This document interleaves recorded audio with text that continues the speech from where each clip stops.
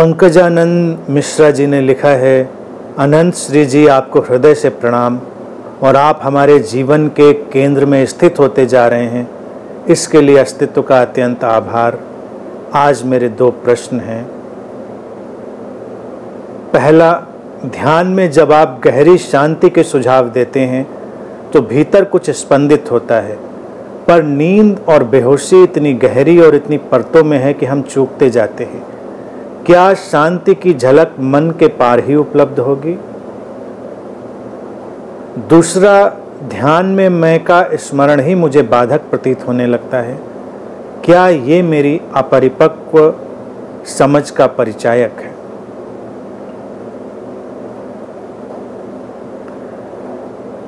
जीवन सुंदर हो रहा है, इसके लिए आपको शुभकामनाएं। चलते रहें। पहली बात जो पूछी है कि क्या वो जो शांति है वो मन के पार उपलब्ध होगी, और दूसरी बात पूछिए कि या ये जो मैं का स्मरण है क्या यही बाधा है? तो इन दोनों बातों को एक साथ रखकर मैं उत्तर देता हूं, उसको समझें। मन के पार क्या है? मन के पार भी मन ही है।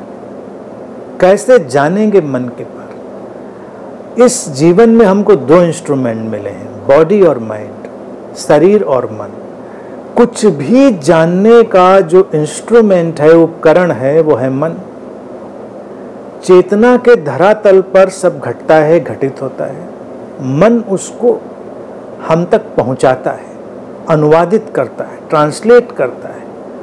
तो जब मैं शांति कहता हूं, कुछ स्पंदित होता है भीतर, तो ये शुभ है। उस स्पंदन के साथ स्पंदित हो। नींद और बेहोशी गहरी है, उसकी चिंता ना करें, ना चिंता करें। वो एक ढंग हो सकता है। एक्चुअल में क्या है, वस्तुतः पीछे तमाम गुरुओं ने इस बात पर इतनी ज़्यादा बात बोली है कि इतनी गहरी नींद, इतनी गहरी बेहोशी, मनुष्य उसमें बिल्कुल लिपटा पड़ा है, मनुष्य नींद और बेहोशी में खो गया है।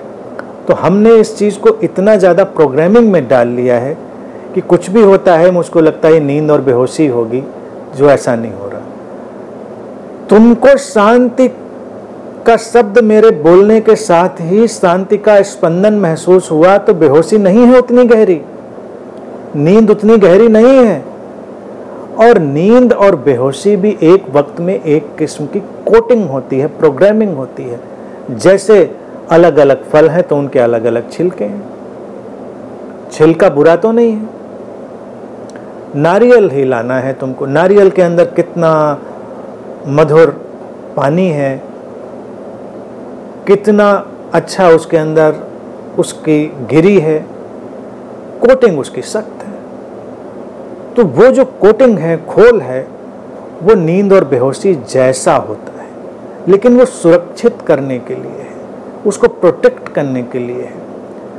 वो प्रोटेक्शन बना रहे और उसके पीछे से जो चीज़ें हैं वो भी विकसित हों। तो अगर तुम्हारी कोटिंग, तुम्हारी कवरिंग के पीछे से तुमको उस नारियल पानी का स्वाद भी आता है, तुमको उस गिरी की जो मधुरता है, कोमलता है, वो भी पता चलती है, तो इसका मतलब कवरिंग अपना काम कर रही है और जो वास्तविक काम होना चाहिए वो भी हो रहा है। अब उस पुरानी कंडीशनिंग को जाने दें कि नींद और बेहोशी, और उस कंडीशनिंग को भी जाने दें जो कहती है मन के पार। कोई चिंता ना करें मन के पार की, वो मन के साथ ही आएगा। वो मन के धरातल पर ही शांति का अनुभव घटेगा।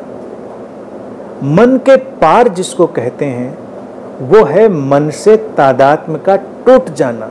अभी जैसे तुमने माना कि मैं नींद और बेहोशी में हूं, तो ये हुआ personal identification.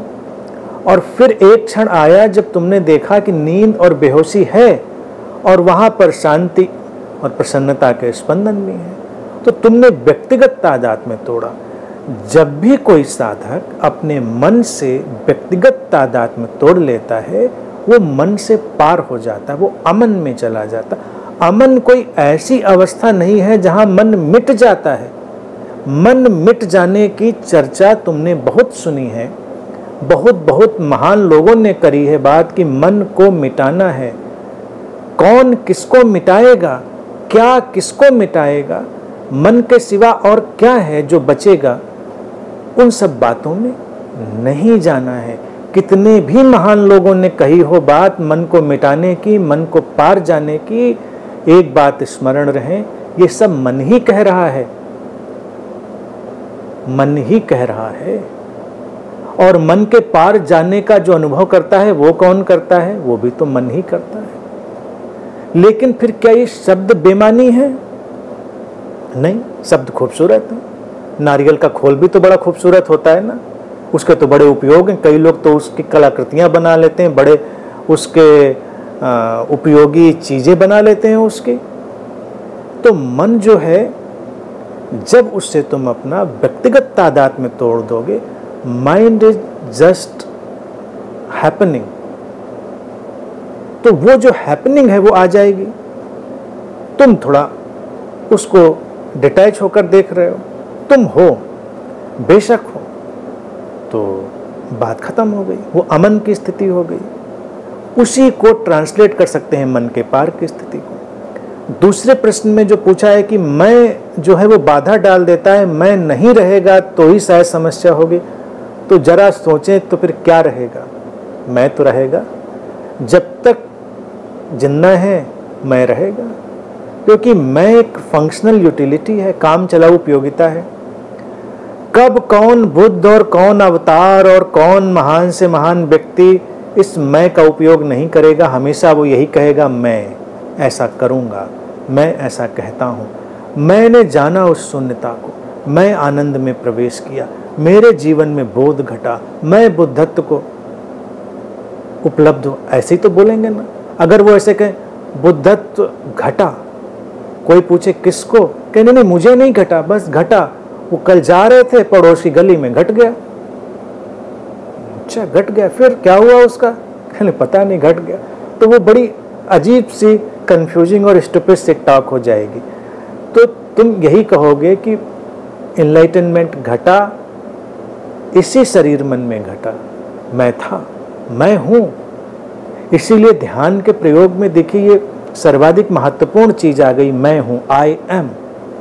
You can deny everything but you can not deny this I am. मैं हूं इसको अस्वीकार करना, रिजेक्ट करना संभव नहीं। तो मैं रहता है। पुरानी बातों से अगर ये प्रोग्रामिंग अपने अंदर आ गई है कि मैं को मिटाएंगे, क्योंकि पुराना साहित्य थोड़ा ऐसे ही बात करता था।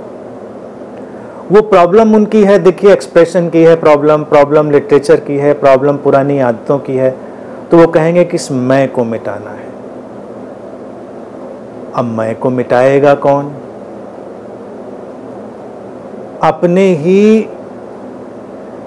पैरों को पकड़कर अपने आप को उठाने की कवायद, यह है मैं को मिटाने की कवायद। उसको भूल जाए, मैं को रहने दें।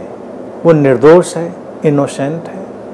उसके साथ ही उसके धरातल पर सब घटेगा। मैं से जो काम करना है, क्या करना है? मैं की जो फंक्शनल और फिक्शनल स्टेज है उसको हमें समझ लेना होगा। फंक्शनल है ये सेपरेशन, ये अलगाव, इसकी उपयोगिता। फिक्शनल है जो हम उससे कहानी बनाते हैं, जो एक स्टोरी क्रिएट करते हैं अपने होने की, आइडेंटिफिकेशन बनाते हैं अपने होने का, वो प्रॉब्लम है। मेरा होना है, तुम्हारा होना है, मैं एग्जिस्ट कर रहा है। लेकिन जिसको मैं अपना होना समझता हूँ, दैट फिक्शनल आइडेंटिटी, वो काल्पनिक पहचान, वो नहीं है, ये तुम जान लेते हो, बात घट जाती है। That's all, so simple. उसको जटिल नहीं बनाए। पुराने लोगों ने कितनी भी बातें कही हो, उनको पूरे सम्मान के साथ प्रणाम करते हुए आगे चले जाएं। लोग अपने अपने ढंग से अपना अपना काम करते हैं, अच्छी बातें करते हैं, लेकिन अच्छी बातों के आगे भी तो जाना होता है ना।